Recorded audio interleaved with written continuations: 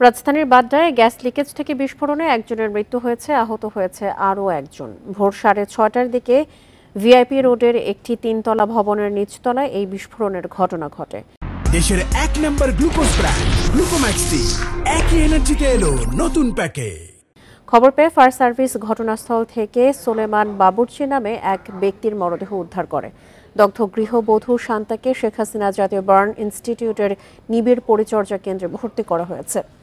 দগ্ধ শান্তার স্বামী নাসির হাওলাদার জানান, ভোরে হঠাৎ বিকট শব্দে বিস্ফোরণ হয়।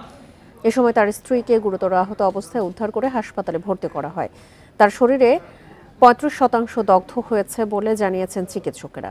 বিস্ফোরণের কারণ নিশ্চিত হতে তদন্ত চলছে বলে ফায়ার সার্ভিস ও পুলিশ জানিয়েছে।